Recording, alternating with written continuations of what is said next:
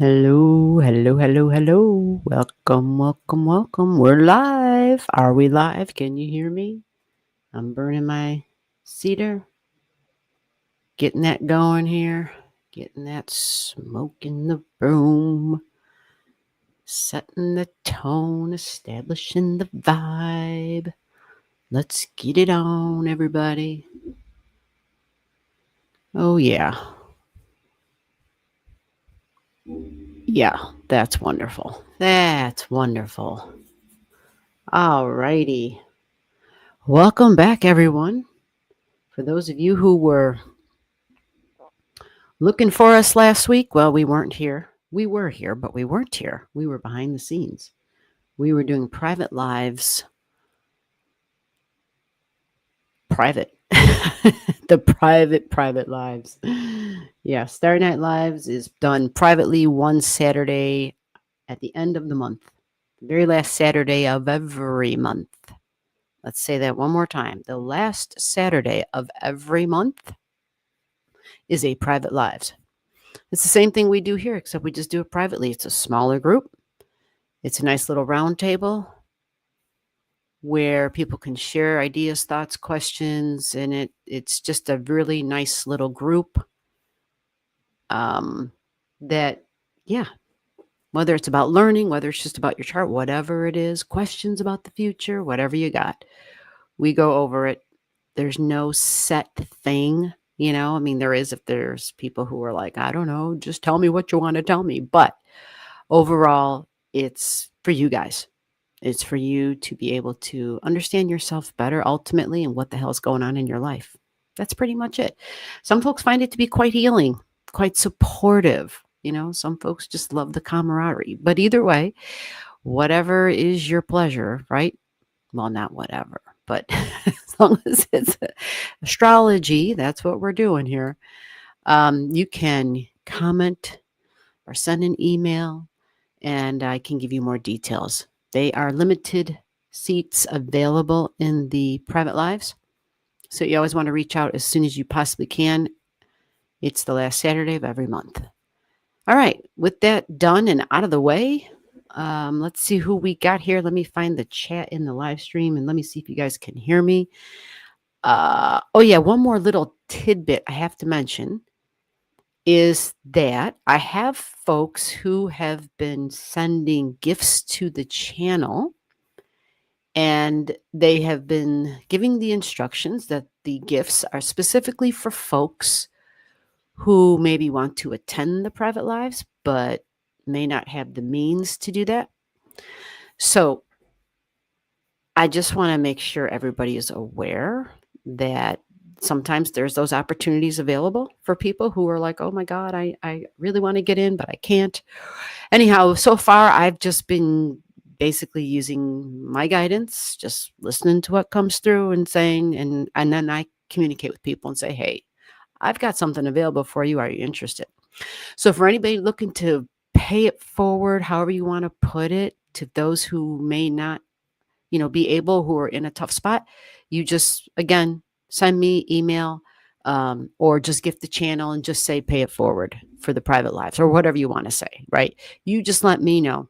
And then from there, we just spread your good all around as much as possible. All right.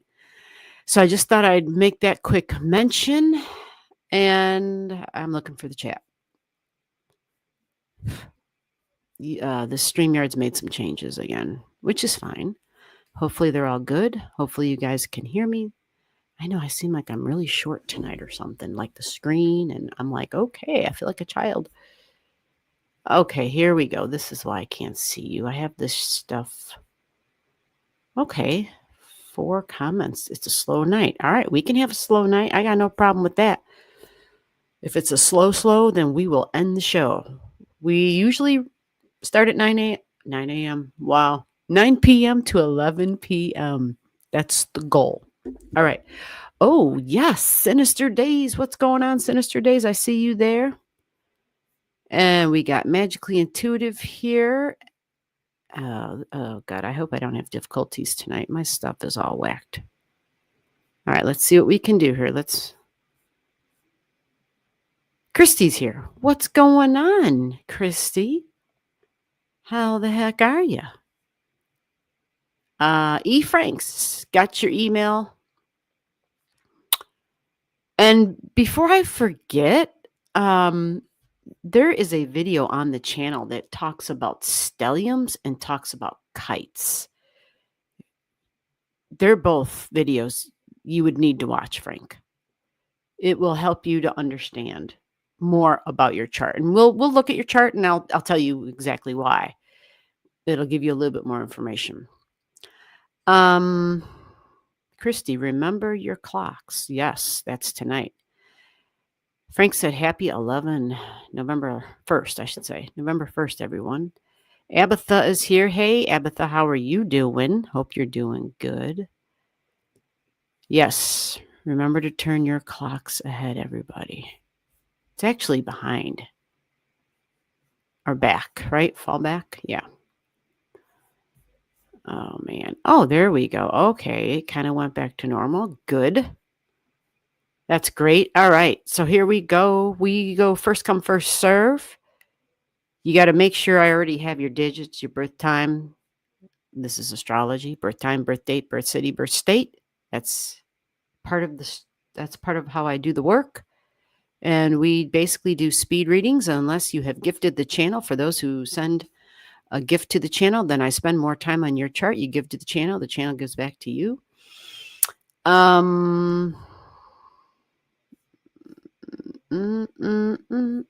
Deepak, I don't think I have seen you before. I don't think unless you've come here before under a different name, which sometimes folks do. If you have done that in the past, anybody listening, you got to make sure that the name I see here matches the name that I have your chart under there. Otherwise, we'll spend time looking for charts. We're not going to do it. We're just going to go to the next person in line. Right now, so far, we're looking like it might be slow, but you know how that goes. Yes, how is autumn for everybody? Yes. All right. Oh, you can hear me. Thank you. That helps. Thank you, Frank. I appreciate that. That helps a whole bunch. Sometimes I could just be talking and nobody can hear a damn thing. You know, you just never know. You just never know what the hell's going on. All right. So Frank, and then Lou S. Hey, Lou S. How the heck are you? Okay. Sinister days. You're up. You're the first person on the chart. We got to get to work. Let me see if I can. You're the first person in the chat. I said chart in the chat. Let's get your chart on here. And let's see what we're working with. Sinister days. I do have your chart, right? I know I've seen you here before. And let me check this out. Let's see what we're looking at. Did you have a quick question? I'm assuming. Yep. It'll be a quickie. Yes, it'll be a quickie. Let's find Sinister Days. What is going on? All right. I'm in the S's. Let's see what we're looking. Let's see. Yep, we got you, Sinister Days. What are we looking at? Is there something in particular? Otherwise, I'm just going to go ahead and tell you whatever just kind of jumps out, and then we're moving on to the next one. Absolutely. Yeah, let me get this on the screen. I don't think I've seen your chart in a little bit of time. Let's get this up here. Let's see what we're looking at.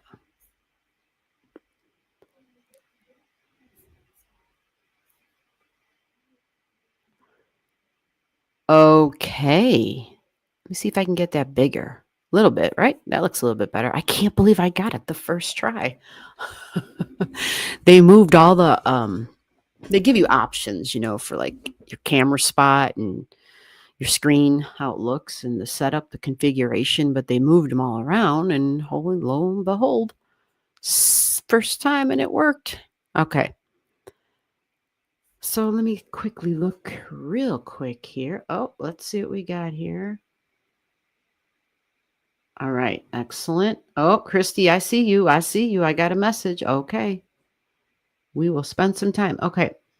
Let me see if Sinister Days left me a message about what I'm looking at. Or Sinister Day. Sinister Days, are you here? Yeah, Sinister Days is here. Nope, just anything. Okay, sweet. Gotcha. Having the phone helps because, yeah, I didn't see any of that in the chat here. All right. So let me get real quick here. Okay. Okay. You're gonna be coming. Yeah, your Saggy energy. I guess Saggy in general is jumping out because we're pretty soon gonna be coming upon Sagittarius season, and you are a Sagittarius. Sagittarius birthday. You got your Mercury there. Okay, you got Neptune there. You're loaded there. So yeah, that's kind of fascinating. You have your natal Jupiter over here, right? Because I know I'm hearing Jupiter, Jupiter, Jupiter. You got Jupiter down there in your oh, okay. So yeah, hearing Jupiter, looking at Sag, you got Jupiter down here right on top of your Sirius, and that's where the frickin' Jupiter retrograde begins. Smack damn on your Sirius. Did I get that? Yeah. So your Sirius traditionally it was associated just with food and grain, right? And nurturing, like you feed your baby, you got to nurture your baby type of thing. So wherever we see Sirius in our chart, that's the nurturing thing.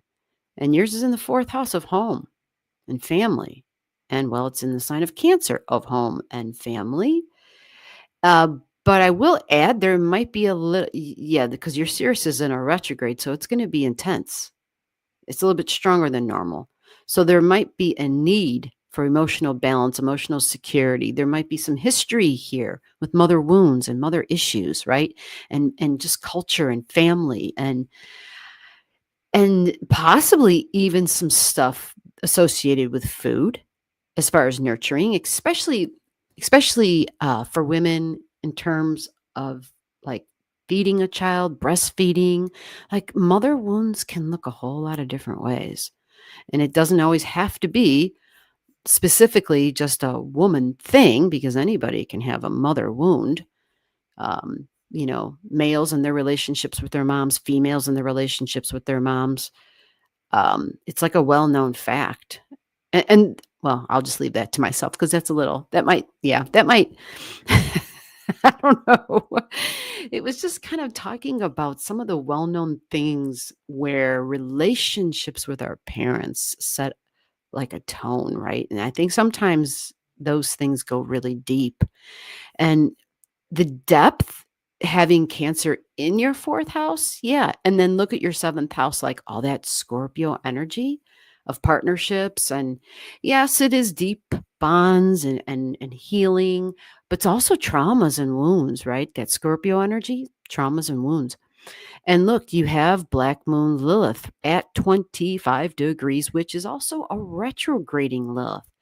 So the Jupiter retrograde for you, if you look, yeah, it will be a kind of a triggering event to your partnerships, to your shared energy, your shared bonds, your shared values. But these are really important partnerships, right? So it's personal and professional. And seeing how you've got objects where Jupiter begins the retrograde and also where it ends its retrograde. You've got objects at each point. So Jupiter can kind of increase our emotions. It can also increase family, by the way. So sometimes when Jupiter increases family, it can be something as simple as you meet some friends that kind of feel like family. You don't know why. There's no history, or at least no obvious history. There's no blood bonds, but somehow you vibe with them, right? Or it could even be somebody has a baby. There's an addition to the family type of thing. That could happen. Now, this retrograde stuff you got here, and then Jupiter beginning in a retrograde. Jupiter is supposed to be really beneficial with Cancer energy. Now, freedom and taking actions and like my right to exist and my just my body and my body autonomy type of stuff, and being able to have that, like, freedom will be huge because Jupiter tends to be strong with justice and freedom in general. But so freedom from family, freedom within the family, like the group energy, the tribal energy, even your black moon Lilith will get triggered. And so when this begins, this will trigger some of that, the hidden, like shadow sides of our personality, which are usually things we're not real proud of and that we kind of refuse to even acknowledge. Like, oh, I would think that, I would say that, I did that. With Black Moon Lilith there, and it being a shadow side, desire, energy, attachments. There can be, typically when we think of the Scorpio stuff, because it's where your partnerships are, sometimes that energy can just go overboard with attachments. And that can be things and people. I mean, that's just the reality of Scorpio energy for all of us. And so we may find that we're going a little overboard, even. And that can be the partnerships too, meaning maybe not specifically you expressing that way, but the people who you consider partners in your life. Again, personal and professional partnerships. Okay. Very strong energy, very intense energy, very active and assertive and maybe aggressive energy. Possibly, because remember, when Jupiter goes retrograde, it's going to really be like whoosh. It kind of exaggerates the energy, the power, the moment that we're in. And it'll be more than just a moment. It'll be more than just a moment. It's really going to light up the Pisces, or your Pisces and your Scorpio 7th house of partnerships. It's really going to light this area up for you. So hopefully it ends up being like all good things, all wonderful and beautiful, but there might be excess. It just might be an abundance of excess when Jupiter goes retrograde.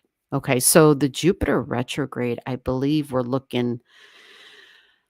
Yeah, hold on a second. Let me give you a little window for you, because you have this with you as a big deal until the retrograde ends. Right. So it will be with you all the way. Where did that Jupiter go?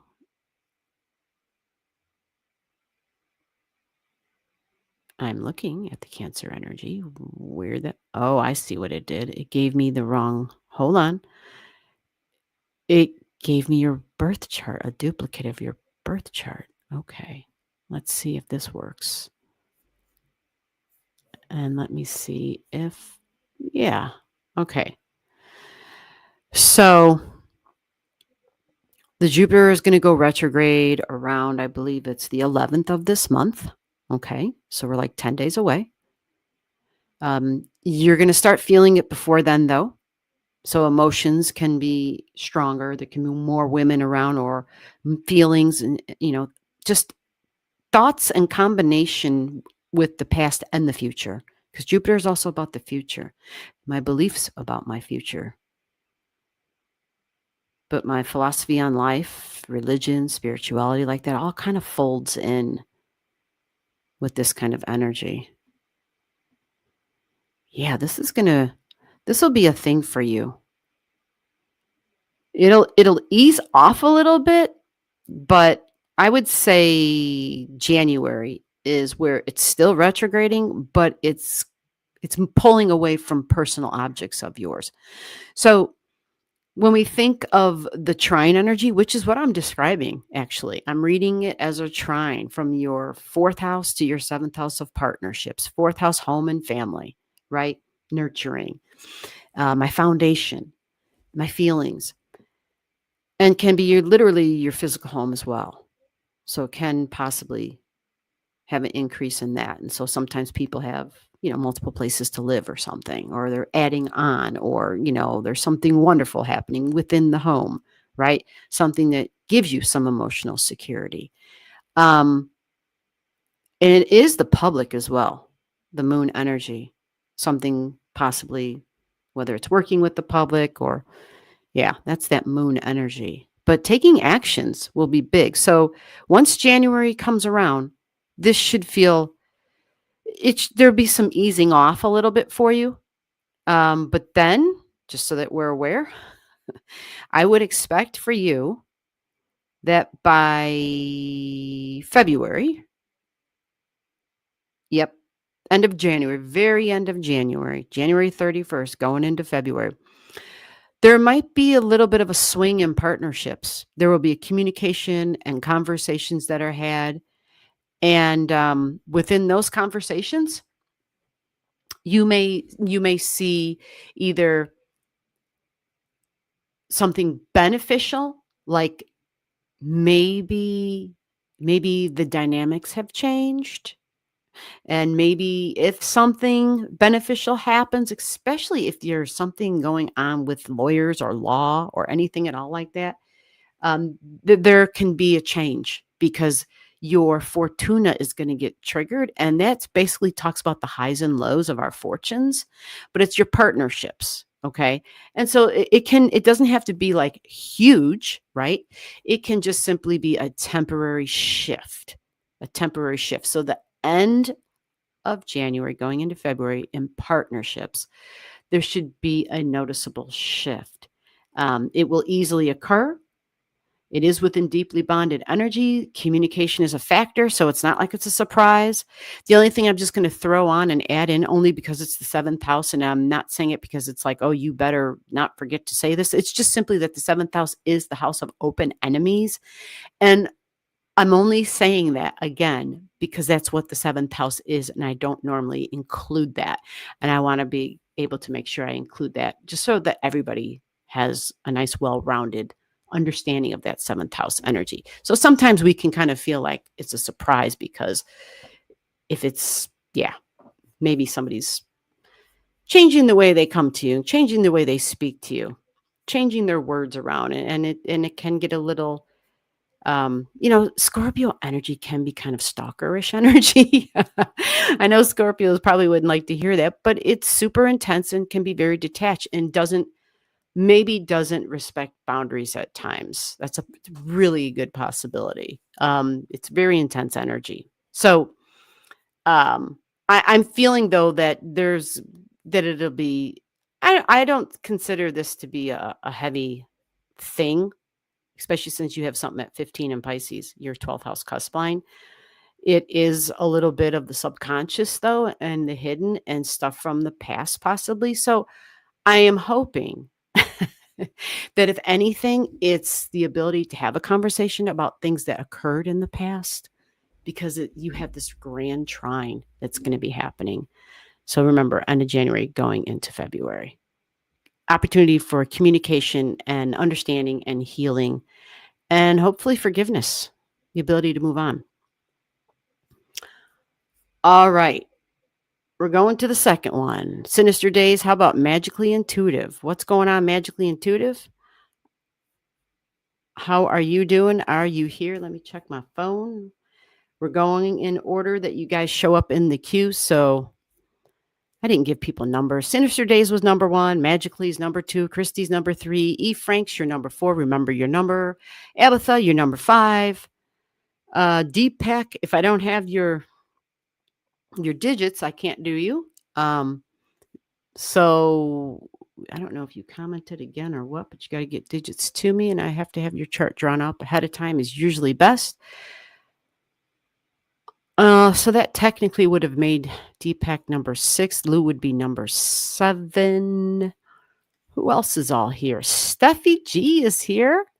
That makes Steffi number 8. Starry Rumors. We are here. Hope y'all had a nice Halloween. We did actually. It was for our neighborhood. It was actually turned out really. I mean, it's always really nice here. We in our neighborhood didn't have any ice situations or ice problems. Thank God. I went ahead and ordered a whole shitload of whistles for people so that we can all stay safe where I'm located. I'm 30 minutes south of the city, and the shit you're hearing about ice in this Chicago is very real. None of it's made up. It's all happening. It's all really going on. Okay, so let me move on and maybe burn some more stuff. Stacy, I think you would be like number 9 or something, right? How are you doing, Stacy? Okay, Magically is here. Can I see? Well, we'll see. Let's see. Magically, I'm going to take a quick look again. Let's get Magically open up here. Let me see if I can find. I know I got you here. Magically intuitive.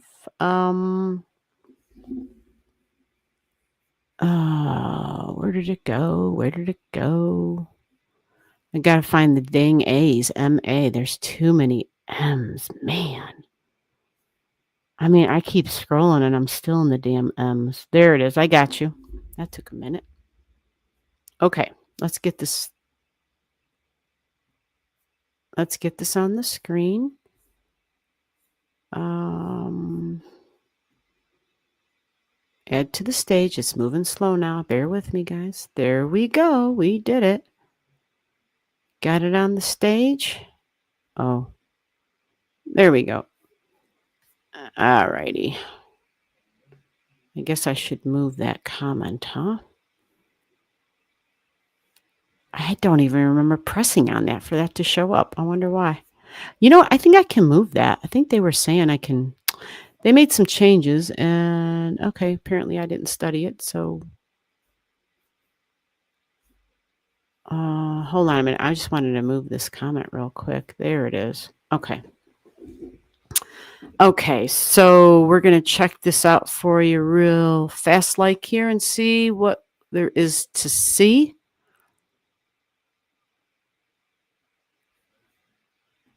All right. So here we are. Let me see what's going to be happening for you. Okay, we got Venus at, all right. Okay. Okay, so you're going to still have Mars going through your 7th house. Partnerships, activity in the partnerships, significant one-on-one relationships, personal and private. Wherever you see Mars in a chart, that's where action is being taken, Mars in the 7th house. Okay. So the interesting thing, though, is that you have a Pluto at 29 degrees there in your 7th house. So Mars and Pluto together, intense energy. Okay. Very strong, very assertive, very powerful energy in the partnership zone. Taking action. Mercury at 3 in the partnership zone as well. Okay, so, all right, okay, you got the Mars and the Pluto square in your chart. Wow, okay. So now the Mars is going to add to that. Okay. Well, I think we talked about this already a couple weeks ago. So we're going to move on from that. I'm pretty sure because I recognize this. Like, I was like, wow, this is some intense stuff. So knowing that ahead of time, it helps. You got lots of and the thing about having a lot of energy in the 7th is it can be beneficial in terms of,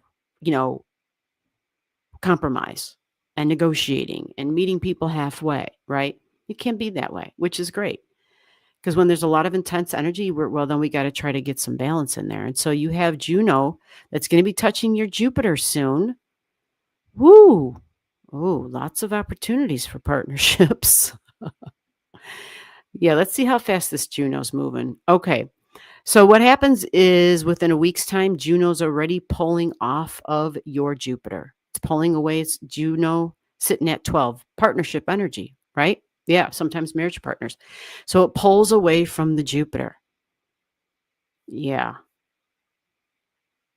What happens then is there's not so many opportunities for those partnerships because Jupiter would add to those things. But you have that 11 degrees, and so that typically would be unconventional partnerships, very different partnerships, very unique partnerships, for sure. Okay, you didn't have anything there. Yeah, okay, let's see what else I can see. All right, so Venus will be still in your 6th house of daily routines and health, significant one-on-one relationships. but more partnership energy, but deeply bonded energy. And now you're going to have the sun going through your 7th house. So your 7th house is still strong, still lit up because Mercury and Mars are there. And then now the sun's going through there. So that's all super important. And you'll have the sun trining the Saturn energy in your chart too. Sun trining Saturn, really big boss energy, really big. Friendship, maybe someone who's older than you, authority figure, but the long-term plans for sure. And then it might get a little challenging in those partnerships because it's going to start triggering your Nessus energy and then your Cupido and then your Pluto. So there's some really, the deeply bonded energy, our shared values, our partnership stuff. There's an intensification. You've got so much water down here too in the 3rd house. So it really will increase communications, which can be great. You want the communications to be clear. But there's sensitivity because you have so much Cancer in your 3rd house of talking and communication. But I'm feeling good because you got Jupiter there. Jupiter in your 3rd retrograding. And that will kind of increase, hopefully, some of the beneficial communication for everybody, right? But definitely for you. And then you'll have, you're going to have this Juno, the partnerships I first started talking about. It's going to be at the opposition of your natal Mercury. So another opportunity for increased communications. And that takes you, that takes you through that week, the 2nd week. So I don't know, like if you're doing like business stuff or if you've just got it, because when Jupiter in your 7th and then Jupiter going through your 3rd, the increase of communication, the increase of significant relationships.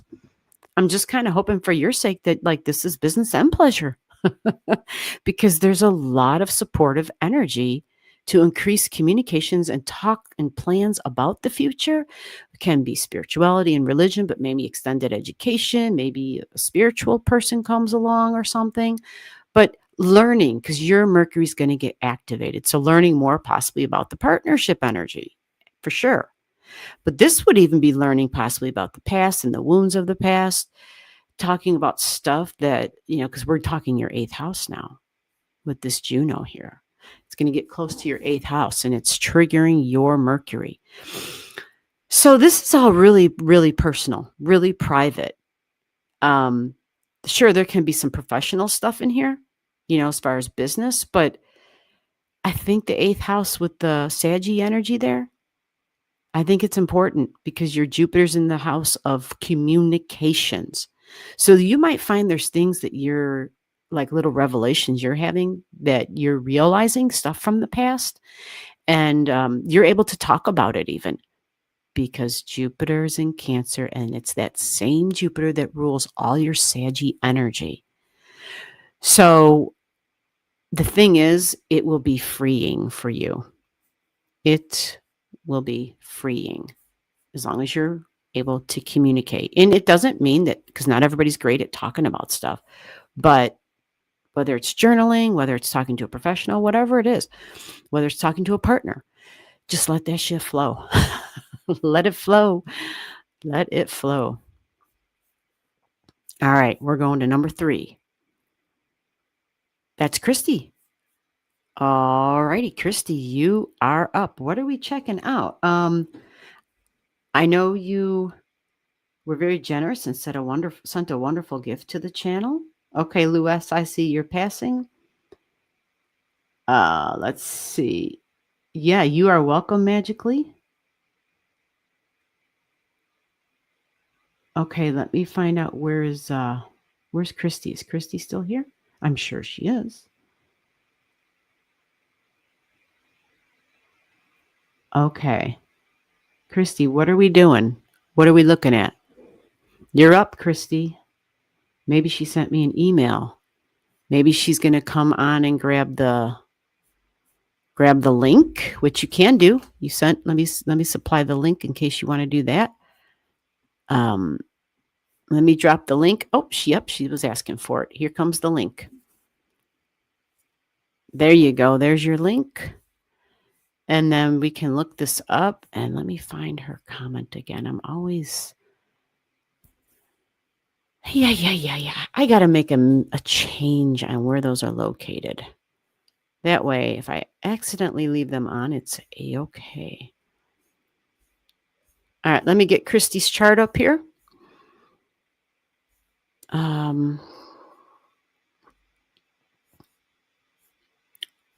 And then Frank, you're after Christy, then Abatha. Then I don't think Deepak is here any longer.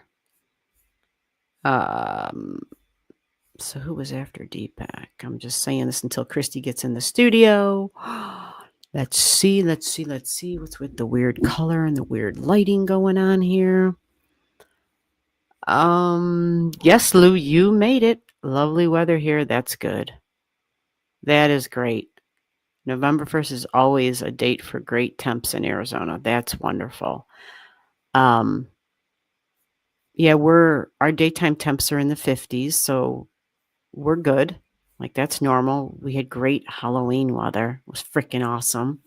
The neighborhood was awesome. Everybody just kind of came together, and it was just really nice. All right, so we're waiting on Christy. I think she's got the link. We'll see. Sometimes it takes a minute to get all situated. Let me get her chart up here and see what she's got going on. I know she's fresh back from her Scotland tour, her Scotland and England, and let's see. Let's get Christy up in here. All right, Christy, I see you're there in the green room. Are you ready? Are you ready? Give me a thumbs up if you're ready. Are you ready? All right, let me get that girl. She didn't give me a thumbs up yet, but let's get this going here. All right, Christy, we're putting you on. Let's go. Hello. How are ya? I am good. How are you? You made it back. Yay. Yes. And you got some awesome lighting going on in there. Oh, it's lit up like the 4th of July in here. Yeah, I don't recall it being like that. Is that new? Did you add that on? Yeah, we added like 6 more lights. Oh, nice. That's great. That's how I would want it too. In my Yeah. workspace, I need all the light possible, damn it. Yes. All right, so what are we looking at for you? Okay, you have been like totally dead on with times. What happened? Well, Or what's going on? well, with the Scotland trip, Yeah. the Pandora's box. Oh, yeah. That was just spot on, but it wasn't bad. Like I said, That's good. you remember what I said? Oh, what will happen? Will happen. I'll have great stories. Well, yeah. So it was. Oh, that's good. So we had a storm and stuff like that, and the power went out in the hotel. Oh, that's right. That's Yeah, right. Yeah. So I remember you sending an email. I love that you gave us you gave me a check-in. I was yeah. like, that was so great. That was great. Then it was just a bunch of little stuff, but Yeah. things that you would have never thought, and we just rolled with it, Oh, good. and it was cool.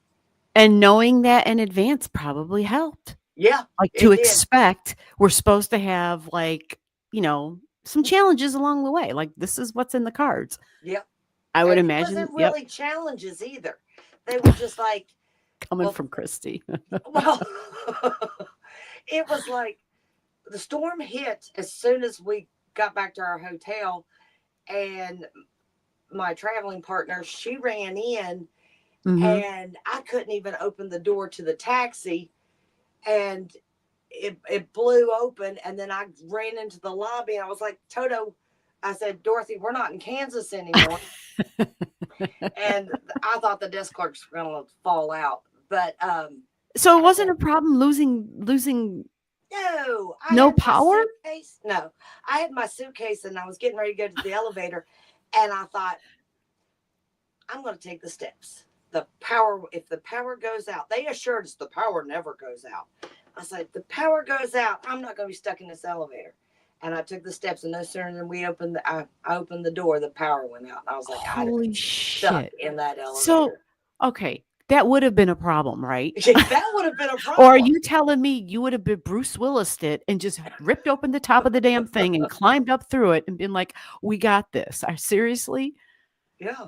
But Yeah. I just, Well, I just, I thought, well, I bet you you that had Pandora's box the that, knowing not to take the elevator. yeah, That's just, good. just no, don't do it. We were stuck in traffic, and that was just fine for like 2 hours.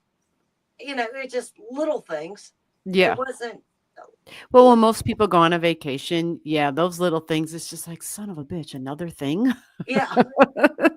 you know, but you were really going for an adventure. I mean, Oh, yeah. that's just kind of your spirit anyway. For her, that's how you are. For most Yep. people, I think it would be like, yeah, what the hell? Where's my refund? Where's this? Where's that? Where you're just like, oh, this is great. Yeah. This is Yeah. exciting. And we just went to bed and woke up in the morning. There was still no power. The desk clerk from the night before, she had went home and came back, and she was a trooper. She was such a trooper. And Did she have power at home? no, Holy no, shit. she Okay. didn't. I said, "Did you stay the night?" She's like, "No, I went home." I was like, "I don't know how you did that," because there was trees down everywhere. Right. And but yeah, she Scary. was super trooper. And Super trooper. Nice. yeah, and we just drove on our merry little way and And had a good time. had a blast. Had a blast. Great. That's wonderful. But the That is other thing wonderful. that you've told me, Uh-huh. and you nailed it on this, I'm just giving you confirmation. Just mark these off. And for I anybody's appreciate listening, that. They're anybody's gonna think that listening, I paid you or something. no. She paid me. I'm just letting y'all know. Just letting you know. I wouldn't. The only people who get the link is if they gifted the channel. But go ahead. But no, there's another. What you've been right, like times you were at bam, bam, bam, bam. You've always done it. You did it when I was gonna get my job back. Yeah. You've told me about this Pandora's box. Then you've told me, and this is where my question goes. Okay. The surgery. You've nailed it on the time. And I you don't said remember what the hell I told you, so you're gonna it have was to. it's the third week of November. Oh. And Okay. yeah, and it's going to be on that Friday. So I won't be able to Okay. talk for like 2 weeks. Oh no. So Holy my shit. husband is thrilled. Oh, I'm sure. My I mom have is no ecstatic. doubt in my mind. I know he's like, we're having friends over. I'm gonna have a good old time. No, but I got this app, and I can't find. I've got this app, which is great. I can say it's Oh. for nonverbal communication, just in Oh, case anybody nice. needs it. It's Right. free, Oh, nice. and I've got one on So here. it gives you a voice. Yeah. So look, eating. Can you hear this? Let me turn her up. I want to eat. I really want to eat. I really want to eat. Yes. I want to eat. I really want to eat. I want I to. want to eat. I really want to eat. Give me an That's eat. Give me an eat now, damn it. that's marked in my favorites, Really? so I can just push it. Oh, he's gonna want to throw out your damn phone. That's what he's gonna want to do. And you're gonna be like, "Where's my phone?" You're not gonna be able to talk. Oh my God. Feed Holy me. crap. That is great though. I didn't know that existed. Yeah, and there's a bunch So of different things in there. Like I want to have lunch. I want to talk to strangers, and I don't oh want to talk to good. strangers. Oh, that's All good. kinds of stuff. I need to use the Um, bathroom. Yeah. yeah. It You has have all like a kinds. get the hell out of the bathroom. I need to use it. Yeah. Oh my God. Okay, so are we looking for that Well, week, that day of? I would like to see that week and how long the recovery time is going to be, if you don't Okay. mind. So do you have a I don't want any hiccups afterwards. Like my voice is already gravelly, mhm. and I don't want to be like a gravel Gertie. It's already that That's sex talk voice. Um, That radio voice. I don't want it to get any deeper than that. okay, I hear what you're saying. All right. All right, so let's take a look at this. So let me see, how did we figure this out? So we're looking at the week of the 22nd. Yeah, it's gonna be the 21st is the surgery. I'll have to stay the night in the hospital, and then I get to Okay. come home. And then Okay, I get we're to on start Saturday using the my 22nd. thing. Right, and driving your husband nuts. Well, that's Okay. the point. Why would you So have a husband if you can't drive him nuts? I get it. I understand. I really do think that, yep, That's it's the whole just point of a husband, I think. yeah, and it's like marriage is like the wearing down of a rock. You And just he made the bet. He made the bet, so he's in it. should I even ask what the bet was? Well, it's to get married. I do. You're Oh, stuck here, buddy. Now oh, you're gonna I get it. didn't know that. Holy crap. Okay, he made the bet. Yeah, that's right. We spit and shook on it. Oh, well, there you Seriously, go. we did. All legit, all serious like, and all legal like. We spit, we That's spit and very shook legal. on it. Okay, so Uranus, Taurus energy, partnership energy, you've got in the 7th and the 6th. Taurus rules the voice, rules the spoken word. Your 3rd house is going to be important too, though. So let's see what we're looking at. Oh, look at this. You have look at this. Part of fortune at 29 degrees. Wow. Okay, so this is for when you have your surgery. You have Uranus at 29 trining your part of fortune. Yeah, that's a nice trine. Okay, great. So going forward now, did they give you an estimate on the timeline for recovery? Was it quick? Was it long? Let me move this forward a little bit here for you. They're writing me out for 4 weeks. Okay, well, let's take a look, because then Pluto goes, okay, Pluto will be at 2. Let me see if you have something there. Okay, you have Slasya at 3. Okay. They're writing me out for 4 weeks. Well, that's good. That's a long time. Well, it is a long time, but I would not rush it. No. I would, if they're telling you 4 weeks, like, yeah, stick with that. Interesting, right? Because when this occurs, it's going to be Uranus squaring your sun, your ability to radiate, to stand out, to communicate, like Uranus squaring your sun, both at 29 degrees. So Uranus pulls away. This will be important. Once it pulls away from there, it gets off of the 29 degrees. We're talking the beginning of December, right at the beginning of December. So let me see some other things here. I would think you would notice a difference because you have objects at the 29. Okay, so there's also going to be, okay. So Neptune at 29 is also in that quincunx to your sun. Got it. Okay.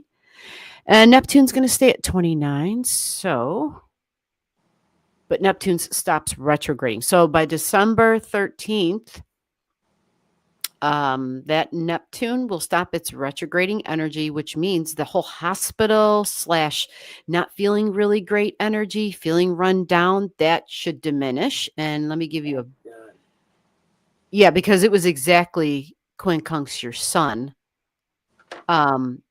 So let me, yeah, so that's like December 10th. December 10th, the Neptune will stop. It'll still be at 29, but it won't be retrograding. And so that makes a big difference.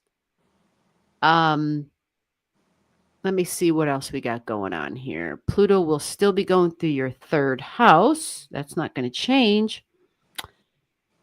And then let's see, when is your 27? Okay, that's going to be some time off. Let me see. That's going to be a ways off. Let me see Venus. She rules Taurus.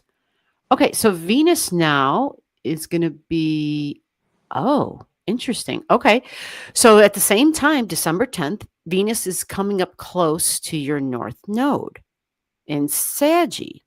Saggy is definitely like a preacher type of energy, someone who can talk. You follow? And Uh-huh. so Venus being there, that will trine all your Leo energy, and you have a Venus in Leo. And Venus will have already started trining it though, too, by the way, which I think will be helpful because, like I said, Venus rules the Taurus energy. So you'll have a Venus trining Venus. So it looks like once we get into December, things will start to and that's just a couple weeks afterwards, but yeah, it should be a noticeable difference. The other thing too is the Mercury retrograde. Because all this is going on during that. And while it's still in its shadow zone, and Mercury is definitely talking. So we kind of got to pay attention to that because the Mercury's retrograde goes over your physical body, your ascendant. Yeah. So let me go. I should have this in my head. Well, we're just going to. I've just done too many damn readings today. My head's in a lot of different places right now. So Mercury's going to reach. Yeah, see, the Mercury's retrograde began right where your Neptune is at 6 degrees in Saggy. Isn't that crazy? Wow. Yeah. So it was like this was definitely going to be happening. Yeah, you told me it was. Yeah. I mean, you see it's just crazy. So anyway, once it gets past that Euro Neptune, it's now December 16th. So once she clears that, December 16th, December 17th, yeah, it's better. It's better because now all of that's over and the retrograde has ended. It's And the all over with. 17th is my post-op appointment. Oh, good. Isn't that crazy? That's See? good. Yeah, you nailed this stuff. That is really good then, because if it was sooner, it might be like, okay, we might be running into some issues. So because of the retrograde, right? It has to go backwards. So thank God. I don't know how you were able to swing the date on this. That was great. I didn't do nothing. Oh, wonderful. This is all right. This is you telling me. Yeah. And then Well, they yeah. listen to you, I guess. Christy. Well, yeah, I think this should be good. This should be real good. And then Venus is at 22 on your second house cusp line, which is Taurus energy again. Again, this is December 18th now. So I like this for you. I think this is good. I think it's beneficial. Now, yes, it's a trine. It starts trining your wound, your Chiron energy, but it's a trine and it's Venus.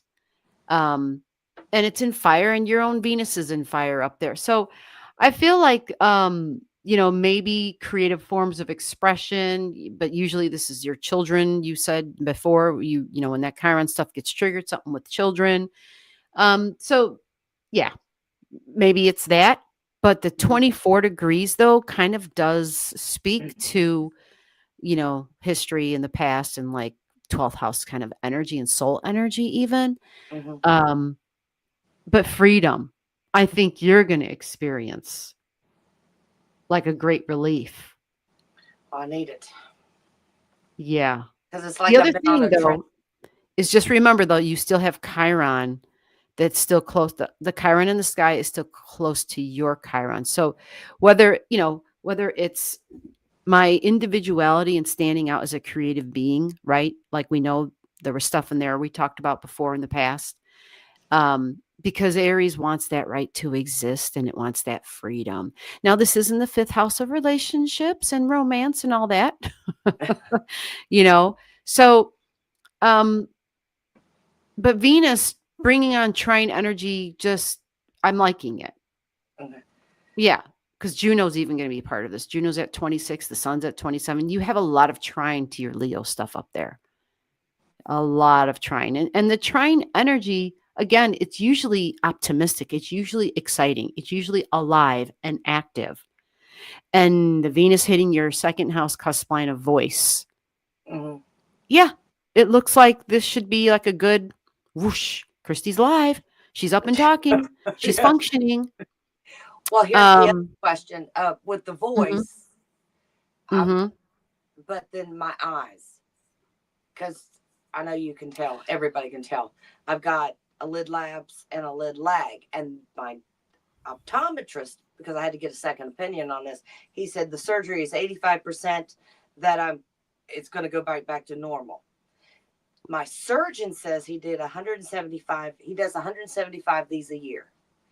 Okay. And with the Graves' eye disease, that he's had them worse than me, and within 6 months they go right back to normal, and that's a 95% chance. I still got that 5%. Right. I'm not a very good gambler. I just want I suck and I lose a lot of money. Well, you know what? It's interesting because earlier I was reading up on something that I hadn't read before about eye stuff. Mm-hmm. Normally we were looking at Neptune and all that, which is valid because we see it in your chart, right? Neptune at 6 degrees, the health of your eyes, right? You do have it there. So we see that. But there's also another point. And let me take a peek. Where is it at in your chart? It's in Sagittarius, so it does make sense because Jupiter rules Saggy, and for eyes, again, Jupiter and Neptune energy. So it's like 26 degrees of Sagittarius. So this is for everybody in their charts, by the way. Let me see what you have. Oh, okay. Well, it would be this Chiron again. The Chiron trines it. The Chiron trines that object, that point that I'm talking about. And it is a wound, right? And that's what Chiron is. It's a freaking wound. It is supposed to be a wound from the past because it's an Aries head for sure, but it trines that spot that you have at 26 in Saggy, which they say people have eye problems when they have objects communicating with it, like whether it's conjunct, whether it's oppositions. The trine does suggest hopefully there will be a complete and total healing, but it also means something easily occurs. So like you said, the surgery easily occurs, but will that bring about the total healing that you're looking for? That's a damn good question. And I know that it's just, people get, I don't know, I'm vain. I just wanted to let you know. I'm sorry. No, I understand. I mean, and absolutely. when you're putting on makeup and stuff, you don't want one eye bigger than the other. And, Well, hell yeah. And you got to look in the mirror to do that. You got to look in the mirror to do that. You're always reminded of it. Yeah. And symmetrical is what I just want to be. Yeah. Either they're both lazy or they're both big. One or the other. Yeah. Yeah. But,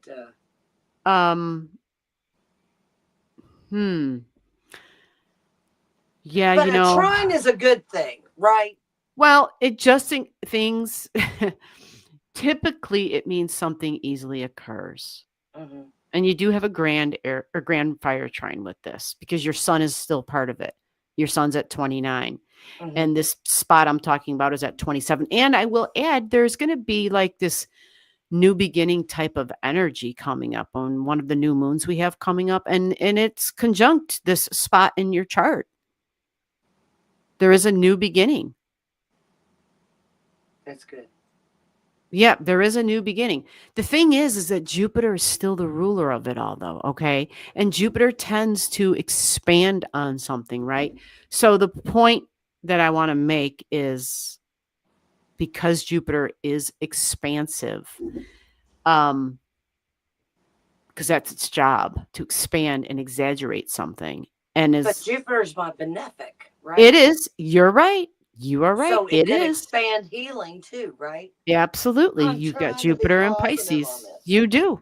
Yeah, you have Jupiter and Pisces. I mean, that's the ancient ruler of Pisces is Jupiter. So you've got some very beneficial spots. I just want to, make sure we're managing expectations. And so it's a good chance, absolutely, to have total and complete healing. But I'm going to say the same thing the doctors say, that there is a percentage where you just want to make sure that you're realizing there might be a small chance, especially when we still have a lot of energy in Saggy at this time. Yeah. We're in December, and there's a lot of planets still going through Sagittarius. And they said that you would notice a difference within 6 months. Okay, so you're going to need some time. Yeah. I mean, you'll be no doubt trying to do, all the talking, whatever. But as far as the eyes, yeah, Yeah. it's going to be some time because of all the energy that stays in Saggy, and having Jupiter in Pisces along with Jupiter over here in Cancer energy. Cancer energy throws uncomfortable, irritating energy to Sagittarius energy. I can see Just that. regularly all the time. So once Jupiter I can. gets the hell out of Cancer energy, which will be in June, and look at Mhm. that. That's damn near 6 months, isn't it? Yes. It's 7 months, but it'll be damn near the 6 months they said. Jupiter will then it'll move out of Cancer. It'll go into your Leo energy. And so, like I said, as far as managing the expectations, just realize, yeah, you might not see the results you want until after that 6 months. Hmm. And even with the energy being there, I get that. But also, Yeah. all that thyroid hormone that's Yes. been there for a year, it's got to go somewhere. And it's going to take a minute for it to get out of the system and get Yeah. regulated. And So, also, yeah, once they do what they got to do, like just maybe start looking up some of the holistic stuff as well. And some of it's really simple, just like holding ice, believe it or not, yeah. on that area. I know that seems crazy, but if it's consistently done, it might be able to manage whatever else is left. You know what I'm saying? Right. Might be able to manage without you having to, seek out another doctor or drugs or whatever, even though you already Yeah. went this route and there's nothing that they want to do for you really other than the surgery. So, Well, um, they wanted to give me that radioactive iodine. well, right. And that And wasn't an option. You no, were just because like, oh no, thank you. it would have permanently left me like this. Yeah. Yeah. And I wasn't, no. Right. But ice I'm isn't going to hurt you. no, Frozen water isn't going to hurt you. no. And it, there's it other makes things. I it looked makes at it other shrink things. up. I looked at other things too. The lid lag, where it's open all the time. I got an electric toothbrush. I found this out. And if you close your eyes and you're like, don't do it the brush end, just the other end, and massage your eye, Oh, okay. because it's like it has a Charlie horse. Right. So Oh, when so you're it's always like, massaging, oh, got you. Okay. so What I've a been great doing that. idea. And then, but see, the thyroid hormone is there, and Right. that's why it's not going to do anything at this point, but it's just getting me ready. And then this one, the labs. Yeah, labs. Then there's like another exercise you can do. So I'm massaging one eyeball and I'm doing the exercises on the other, and it's just, it's crazy. You're It's doing like, some serious eye work, that's for yes. sure. Well, it's like patting your head and rubbing your belly at the same Yeah. time. It Yeah. doesn't work. Yeah. I might poke my eye. Well, this gives you at least you have a lot more information now than you did when we first started talking about this. Oh, yeah. But you nailed the times. Yeah. Well, that's good. And I'm just so glad that it worked out that way. And that, yeah, I'm really glad it worked out that way Well, you because, know your stuff. well, That's you it. said you didn't have to request it though. That's what I'm saying. Right. It lined up that way for you. Which is great. And again, this is just your chart and the planet's going above it and me telling you this is where this is going to be located. So yeah, this is going to happen. So that's good news. And the thing is just having patience. Yeah. And just realize with a Jupiter in its retrograde, sure, it might increase its good, which it can. But it's an increase of stuff in general with Jupiter. Okay. As Right. it retrogrades, it definitely is an increase. And Jupiter's known as a keyword to add to things. So just have patience with Yeah. this. All right. Yeah. But if you Just ever have need a patience. commercial saying recommendations, you nailed it. Okay, I You're so appreciate sorry. that. Thank you. I appreciate that. Thank you. All right. I'm all up on it. And thank you for the gift to the channel. Very No generous problem. of you. You Yes. are worth every penny. I appreciate that. Yes, ma'am. All right. Thank you. All right. Thanks, Christy. Thanks for checking in. Bye-bye. Kick me out of this place. All right, let me find it. There we go. Shabam, she's out. Okay. Okay, we're cranking up the heat in the house, so I'm getting a little warm now because man, that was cold. Okay. So where are we at now? Alrighty, we are on to Frank. Frank, where are you at? I know you're here somewhere. Let me go check my stuff real quick. I gotta flip back over. All right. All right, we're good. Let's get Frank's chart up here. Okay, Frank, so here we go. I got your chart. Let me get it on the screen because I wanted to kind of mark something for you. And let's see if I can.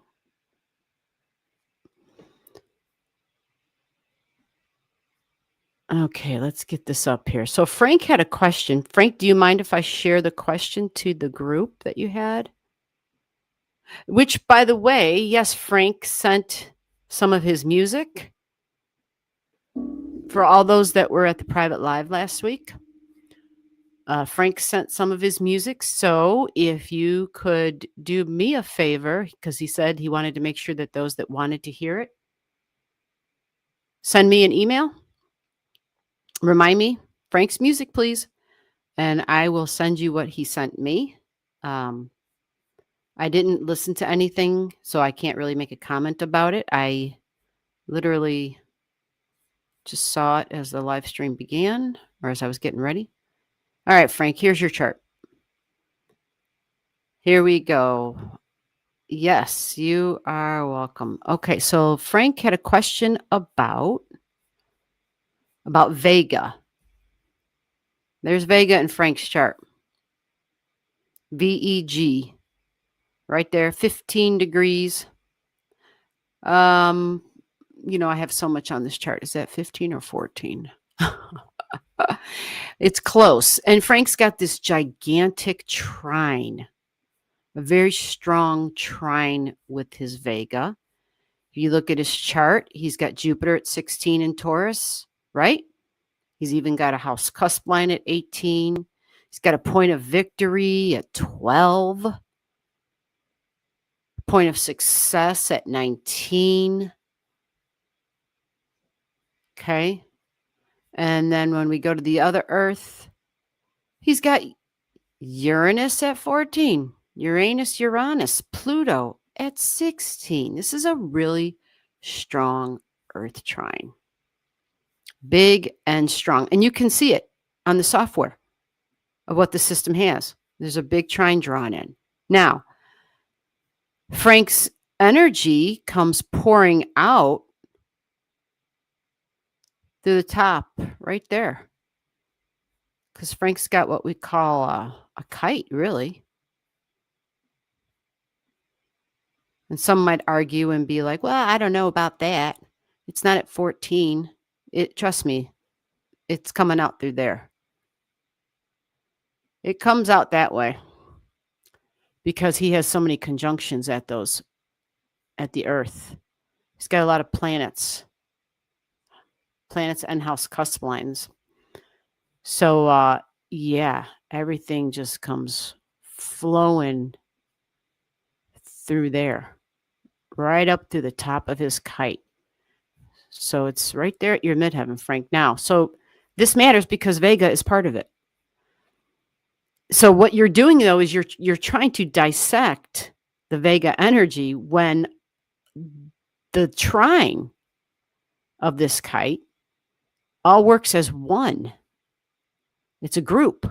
You follow? It's like a group. It's a recipe. It's at the pot on the stove where you have got all the ingredients in there.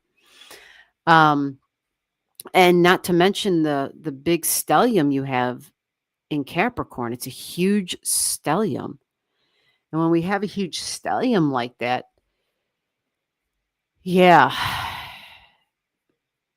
as we live our life, we experience each of these bits as we go on. So your Vega here, you asked, let me see this real quick. Okay, here's this question.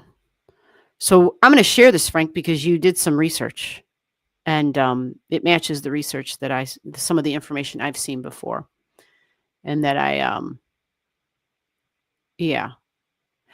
So it says I have the Vega, yep, at 15 degrees of Capricorn. Oh, and it looks like you had a question mark, like you weren't sure if it was at 14 or 15. And yeah, that's a good question.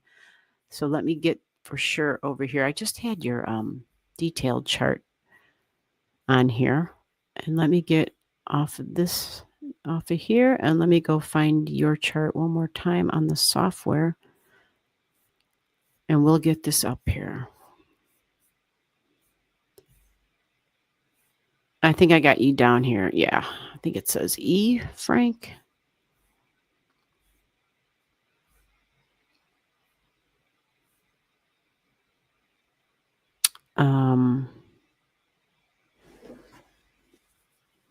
Right? Isn't that what I have written on your chart? Yeah, E Frank. I'm like, why don't I see it? There it is. Okay, so let's see for sure which one at what degree. Give me a second. The stuff's moving slow. Okay. So there's your Vega, and your Vega is at 14. 14, not 15. 14 degrees is your Vega.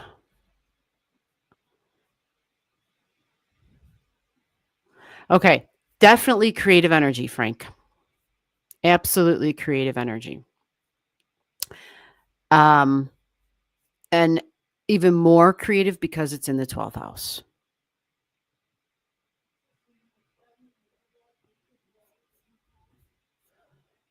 "14 degrees is Venus. So it's going to be not only creative, but you can make money. And you've got it in Capricorn. So it's focused on the long-term goals and building. What are you building? Frank's building all of this works of art, right? So I notice how close it is to my natal sun, moon, Lilith, and others. And from what I have read, it is associated with sound, possibly healing, and is also associated with vultures and hawks or fallen angels and falling in general. So I even have a birthmark on my left forearm that looks like a bird of prey swooping down with its wings spread and a tail tucked. So when we talk about the physical body and our appearance, that's interesting because like the 12th house is kind of that hidden energy. And physical body would be like this Aquarius stuff, right?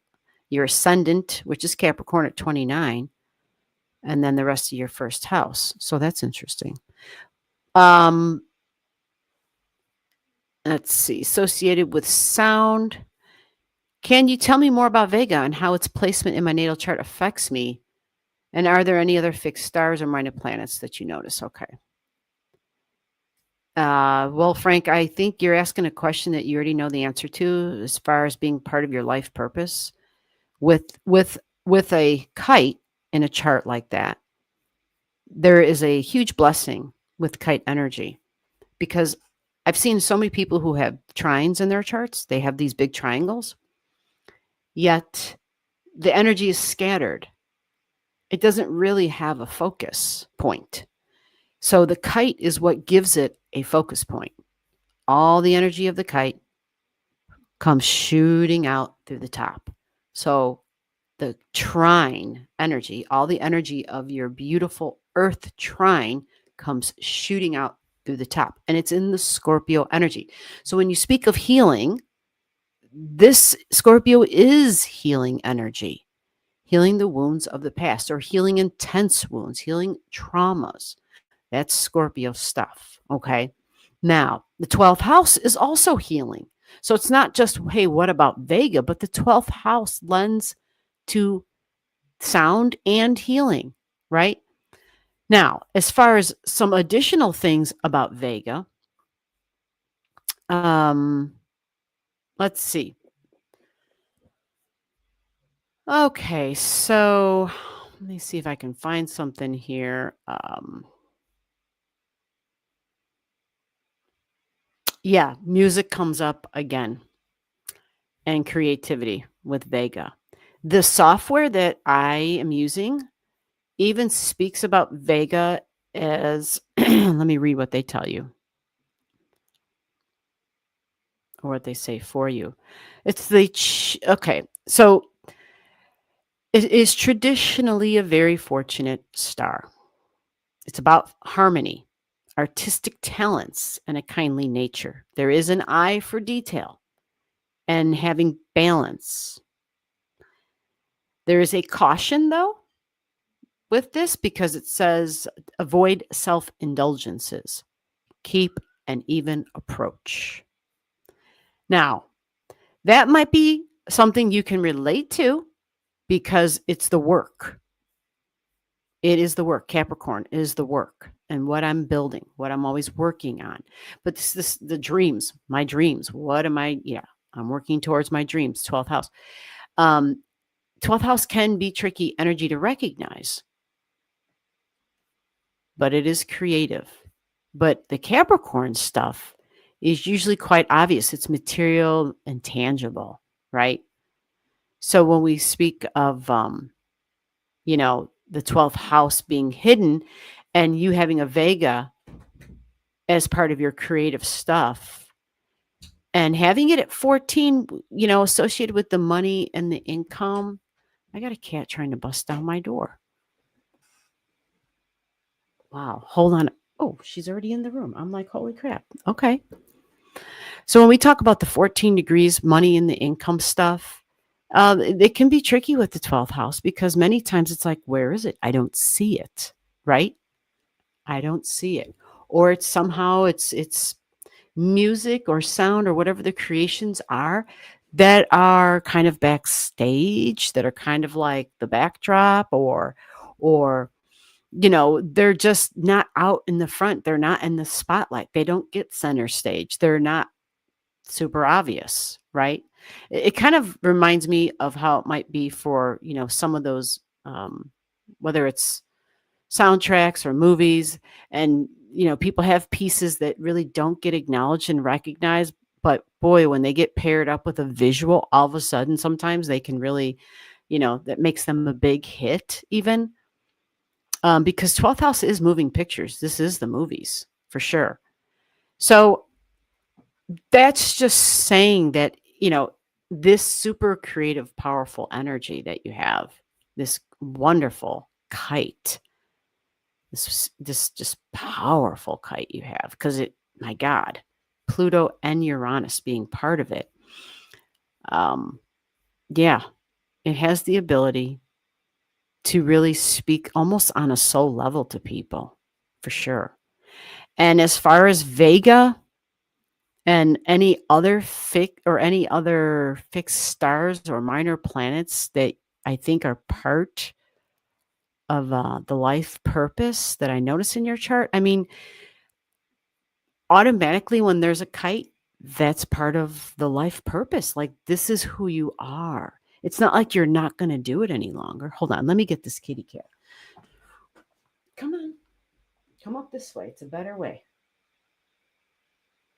Today. Oh my God, she's just staring at me. Are you coming up? Well, come on, Tiff. Well, I guess you're just going to stay down there. I don't know why she's giving me eyeballs instead of coming up here. So I'm looking at other objects that you are trying to dive into.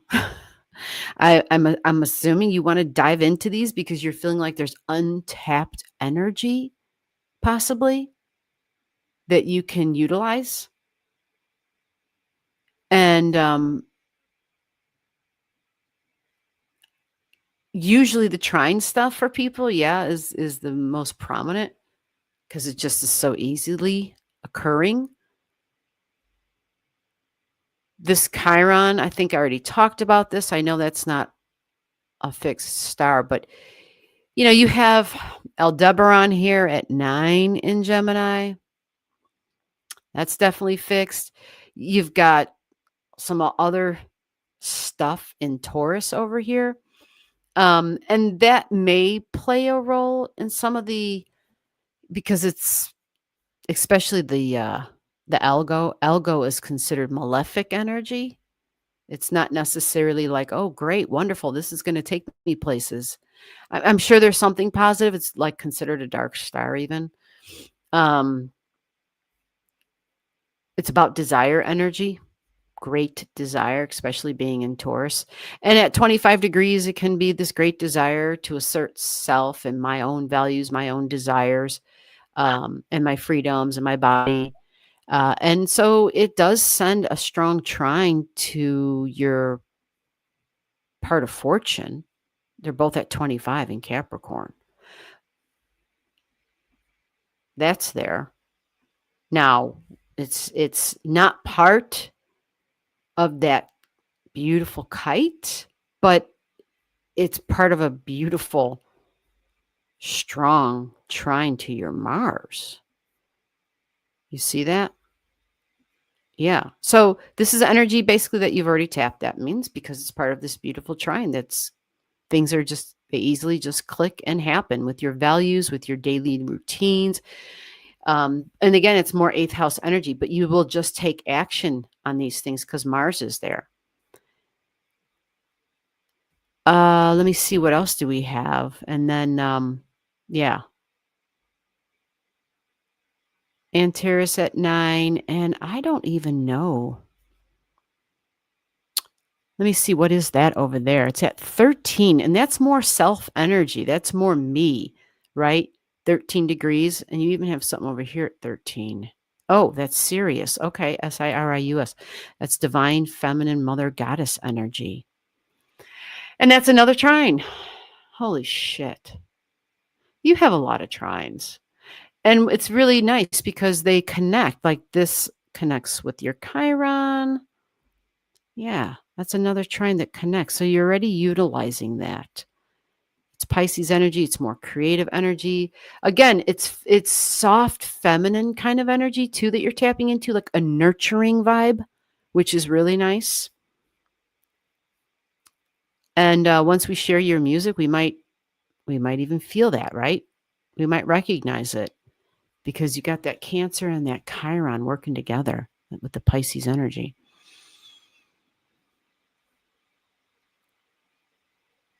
Yeah, you know what's at 15 in your chart? You have that's a famous person point right there at 15 degrees. Again, in the 12th house, can be hidden. I will also add that the 12th house is on the other side of the world type of energy, or in a foreign country. That's also the 12th house stuff. So sometimes there are people who have just like this, they're drawn to move, especially since you have your sun there in that 12th house where they are like, okay, I just need to live in a different country across the water somewhere. And because your sun is in that location, that may be where you are seen and recognized and acknowledged and rewarded for your work and your accomplishments because it's Capricorn energy. And I don't recall if I ever told you that before, but that would be a thing. And that's just because, well, that's where your sun is located. So that's something to toss around in your head. I mean, God knows how many people are like, it's time to get the hell out of the United States, or it's long overdue with the insanity that's going on. Yeah, so fire trine energy, you don't have anything over there. Now, does it create stress and tension for you? It might. I'm looking at some of the later degrees in Sagittarius that you have, because as Saggy moves on, like once we move out of the Scorpio season and we start activating, this will all be lit up for you in December. All of this Sagittarius stuff. It's going to be really lit up. And you have a couple of fixed stars there too. And the 13, not the 13, the one I was talking to Christy about in Sagittarius, yep. You have that there at 25 degrees, but you also have CAL. What the hell is the CAL? There's so much here. Let me see what that is for you real quick. And after that, I'm going to move on because I know I'm taking a... Oh, that's a G. I'm sorry. That's the Galactic Center. I should have known better. Yeah. Yeah, that oh, interesting. Okay, well, you know what? That actually is, that makes a lot of sense. Wherever the Galactic Center is in our chart, it's kind of like a point of need. right? So depending upon when we were born, it's usually around that 26, 27 degrees, the galactic center, a point of need. And because the Oculus point, the point I was talking to Christy about, is right there at 25, it can be our physical eyes, our physical eyesight, but it also has to do with our perceptions as well, our perceptions. And so being conjunct the galactic center, our need to be seen, because it has to do with eyes, our need to be seen. Yeah, that can be a thing. 11th house, and you have a wound that trines it, the Sedna wound, a wound from the past, a really ancient old wound. It's in the 3rd house of my thoughts and the way I think and communicate, but sibling and neighbor energy as well. It's a big trine with that, but it is a wound. So it's just kind of like, to be honest, yeah, I feel like when we go through our life and certain things occur, especially if there's mysteries, in terms of, oh my gosh, something happened and I was really surprised and I'm looking at my chart and I'm like, wow, I don't understand how this was a thing. That's usually when we learn the most about the fixed stars, about the minor bodies and the fixed stars, is because life events occur. And then we look it up and we don't see it there with the regular planets, but holy shit, when the other stuff lines up to these points that are seldom talked about, they become a big deal and they become more relevant. And then we really understand that energy. But every time I look at something in your chart, it seems like it's attached to the past. Like it's attached to an old wound. It's attached to the past in some way. So for you, as far as your life purpose, just do what you're doing. I mean, you've got the prominent trines in your chart, and just follow through on that energy. And all the challenges that come your way, whatever they are, you just take them in stride like we all have to. It's not going to be like some, where it's labeled, where it's labeled as do this, don't do this. You just go through your life in a very self-aware way. And yeah, try to do things that will help others. And I think you'll be fine. I think you'll be absolutely fine. Yes, everything. Well, sure. Yeah, it can be about some third eye stuff, although they're talking about the physical eye. But when we talk about perceptions, absolutely, it can be part of perceptions, but not Sedna in the 3rd house. Yeah, I would say that would be Oculus, the 25, 26 degrees in Saggy, possibly, because it has to do with our beliefs about our future, beliefs about our friends, because it's in your 11th house, beliefs about group energy, and spirituality and those connections that we make. Okay. But philosophy on life and our freedoms. And Saggy can be that higher wisdom, higher knowledge, higher learning type of stuff too. Absolutely.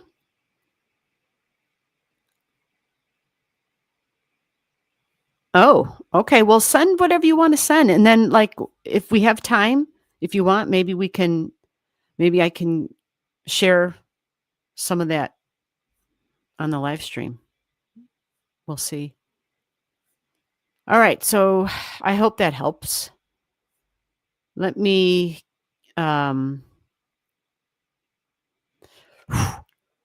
he said, isn't algo considered potentially positive for finance? I think it depends on the setup.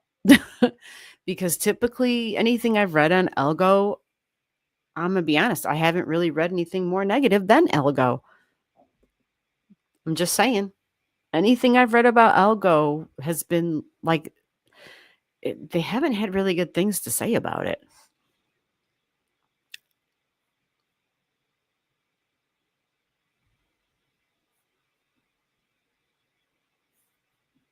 Yeah.